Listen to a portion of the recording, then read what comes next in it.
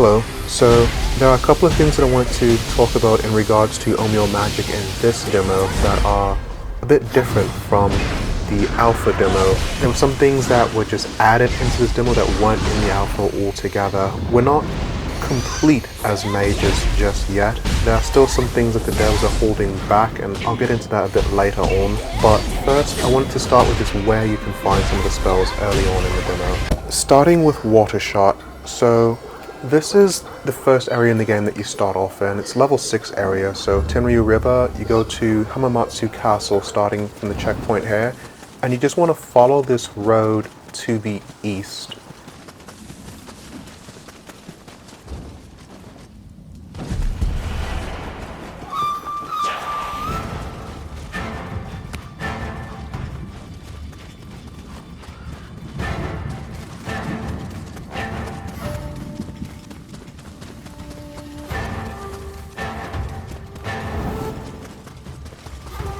Here you're going to find a small body of water slightly to your north, and this is where the lesser umibozu spawn. So you can just kill the lesser umibozu here and get your water shot from this location.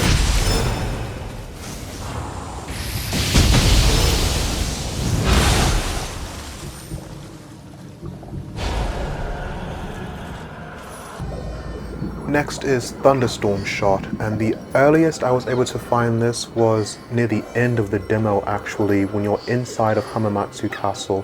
When you first get here, it's going to be this giant corrupted area and it leads to the final boss of the game. But this is the first checkpoint that you're going to get to in Hamamatsu Castle. There's a Sudama here, a purple Sudama, and all you have to do is exchange with him. He has 3 items. You exchange for all 3 of his items and he drops the soul core for you, a Sudama soul core. And that Sudama soul core is what gives you Thunderstorm Shot.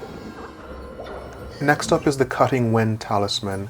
This one you find in the Tokaido area, just south of where you began the game. And you're going to find it in this multi-level tower type building. That's it straight ahead of us there. If you get into the Tokaido area, it's kind of hard to miss this location because it's the only tower in the whole area, and you see it on the map as well as this big tower. But this is the area you fight Mezuki here. Mezuki is like the giant horse centaur thing from Nioh 2. I've already killed him so he doesn't respawn, but you fight him here, he drops his soul core, and that gives you Cutting Wind Talisman.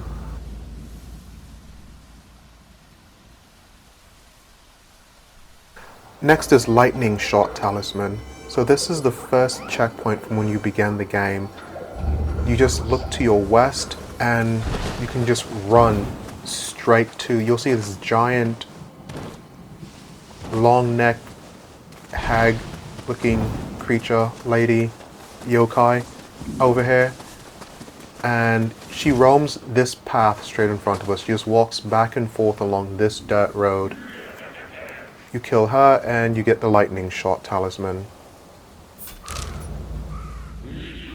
And the last one is the Water Familiar Talisman, which you get from beating the final boss in the demo, the Jokotsu Baba. This clearly is not all the spells that are going to be in the game, but it's just all of the offensive spells that I've found in this second demo so far. So next I'm going to show you guys some of those spells like I did with the last video.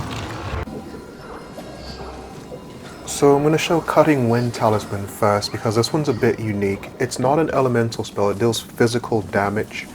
I think the damage is based on the strength of your weapon. So if you've got a weapon that scales with magic power, that will make it even stronger, pretty cool. But you launch these wind blasts at enemies by using heavy attacks. It's similar to the familiar talismans where you can launch orbs by using heavy attacks. And it lasts for about 30 seconds as well, so that's enough time to take out a couple of enemies if you're moving quickly.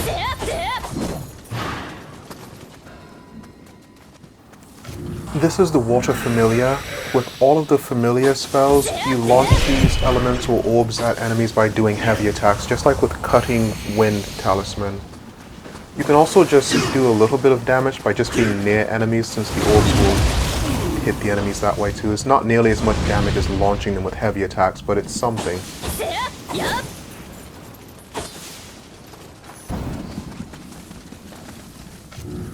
Since you actually fire the projectiles by using heavy attacks with Water Familiar and with Cutting Wind Talisman, you can actually combine them to launch the projectiles at the same time as well.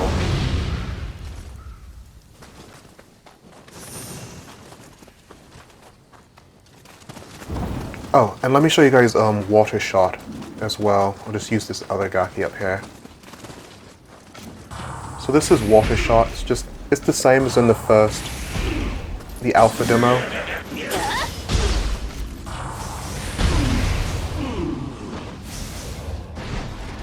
And this is Lightning Shot.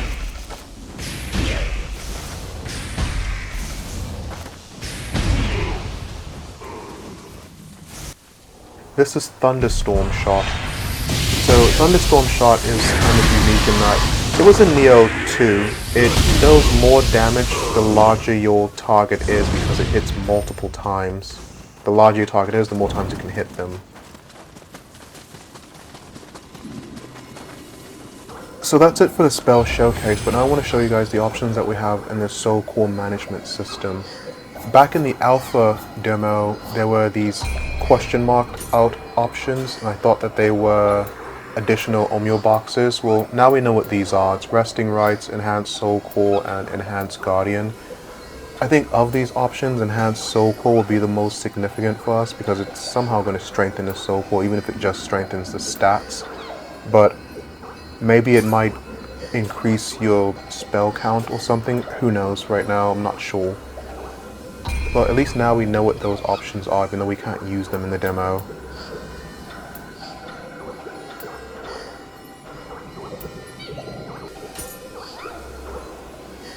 Some of these soul cores are different in this demo from how they were in the alpha as well. So the developers decided to change around which yokai gave which spells on their soul cores.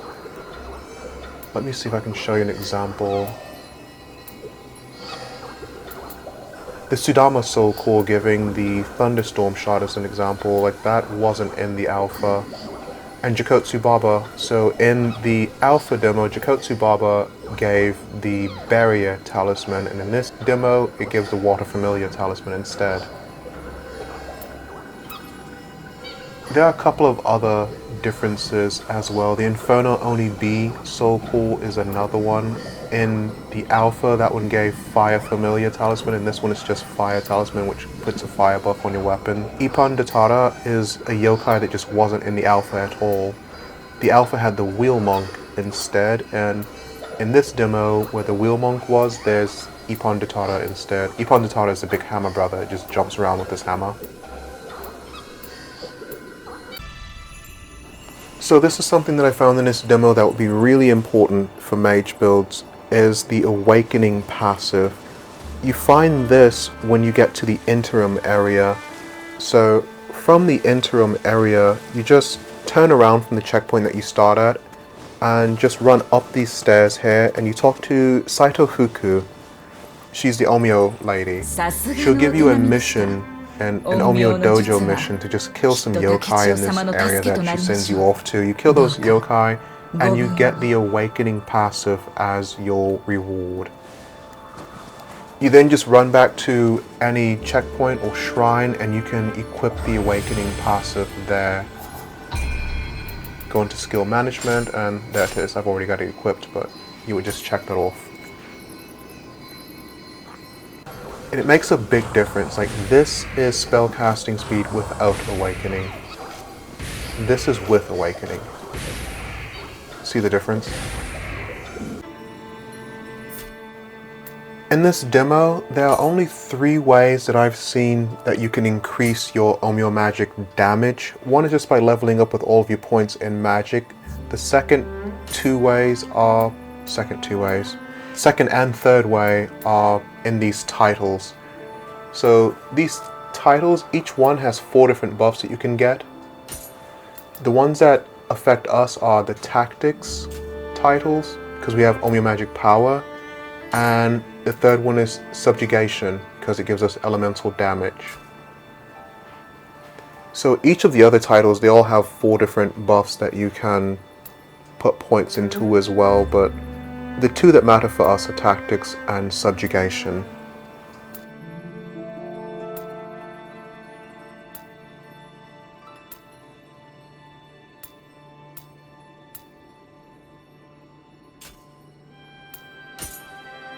So you go down to this title list, and this tells you what you have to do in order to level up those titles and get points so that you can actually increase your Onmyo magic power.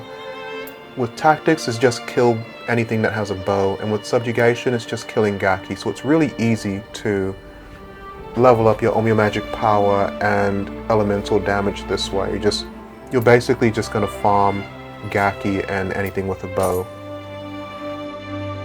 At the beginning of the video, I said we weren't quite complete as mages yet, and that's because there are a couple of stat bonuses that are vital to mage builds that are just missing from all armor and weapons and accessories so far in this demo, and that's Onmyo magic power, elemental damage, and untouched Onmyo. I have not seen those 3 stat bonuses on any piece of gear or accessory or weapons so far in this demo.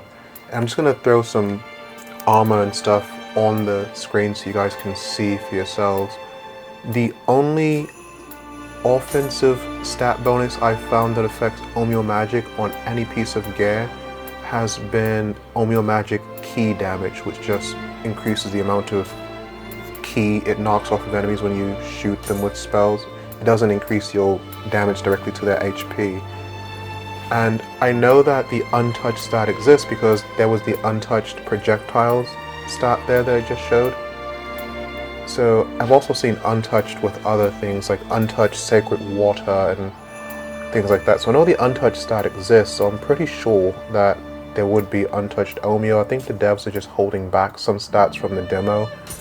They put a lot of effort into completely revamping the Onmyo system, so I can't imagine they would just omit these stats from the full game. So that's just something I guess we'll see when the full game comes out. I guess we'll start seeing the untouched Onmyo and things like that coming on weapons and armor. That's all I've got for this video where I guess we're pre-gaming for Onmyo Mage builds in Nioh 3.